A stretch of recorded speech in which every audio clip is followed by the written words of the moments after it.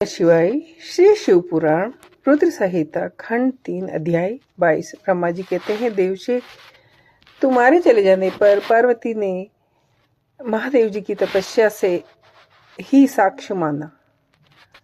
तपस्या के लिए मन में निश्चय किया और अपनी सखी जया और विजय के द्वारा पिता हिमाचल और माता मेनका से आज्ञा मानी।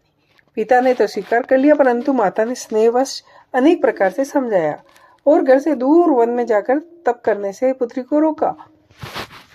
मैना ने तपस्या के लिए वन में जाने से रोकते हुए माँ बाहर न जाओ ऐसा कहा, इसलिए उस समय शिवा का नाम उमा हो गया।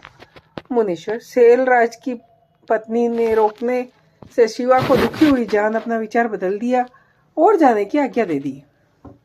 माता की आज्ञा पाकर पार्वती भगवान शंकर का स्मरण करके अपने मन में बड़े सुख का अनुभव किया। माता पिता को प्रसन्नता पूर्वक प्रणाम करके दोनों सखियों के साथ तपस्या के लिए चली गई। अनेक प्रकार के प्रिय वस्त्रों का परित्याग करके हार का परिहार करके उत्तम मर्कशम को हृदय से लगाया। तत्पश्चात तपस्या के लिए गंगावतरण गंगोत्री तीर्थ की ओर चली, जहां ध्यान लगाते हुए भगवान शंकर ने कामदेव को दग्ध किया था। हिमालय का वह शिखर गंगा अवतरण के नाम से प्रसिद्ध है। वही परम उत्तम श्रृंगी तीर्थ में पार्वती ने तपस्या प्रारंभ की। गौरी के तप करने से उसका गौरी शिखर नाम हो गया। मुने शिवा ने अपने तप की परीक्षा के लिए वहां बहुत से सुंदर एवं पवित्र वृक्ष लगाए जो फल देने वाले थे। सुंदरी पार्वती ने पहले भूमि शुद्ध करके वहां एक वेदी का निर्माण किया, फिर तपस्या आरंभ की, जो मुनियों के लिए भी दुष्कर थी। वे मन सहित संपूर्ण इंद्रियों को शीघ्र में काबू में करके उस वेदी पर उच्च कोटि की तपस्या करने लगी। ग्रीष्म ऋतु में अपने चारों ओर आग जलाए रखकर बीच में बैठती, पंचाक्षर मंत्र का जप करती। वर्षा में सुस्थिर आसन से बैठकर किसी भी पत्थर की चट्टान पर आसन लगाकर निरंतर वर्षा की जलधारा से भीगती रहती।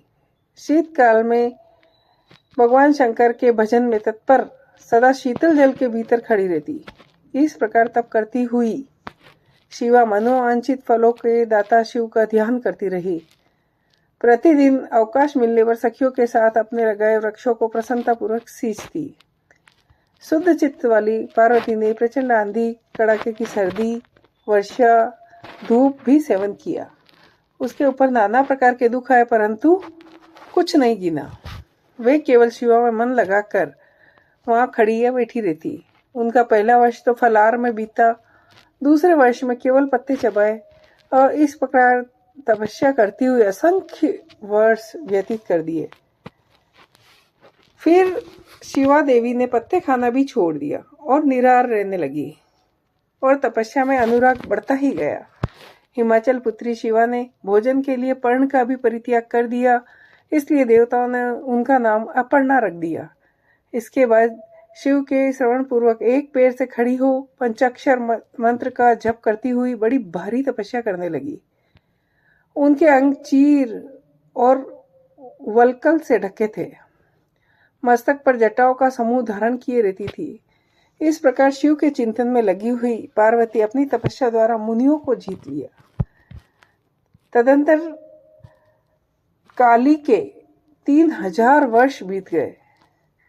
महादेव जी ने 60,000 जहां वर्षों तक तपस्या की, उस स्थान पर क्षण भर ठहरकर शिवा देवी इस प्रकार चिंता करने लगी, क्या यह महादेव जी इस समय नहीं जानते कि मैं उनके लिए नियमों के पालन में तत्पर हो तपस्या कर रही हूँ?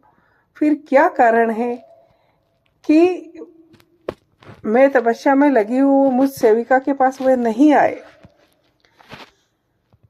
वेदों में और मुनियों द्वारा गिरीश की महिमा का गायन किया जाता है। सब यही कहते हैं कि भगवान शंकर सर्वज्ञ, सर्वात्मा, सर्वदर्शी है, भक्तों को उनकी अभिष्ट वस्तु देने वाले हैं।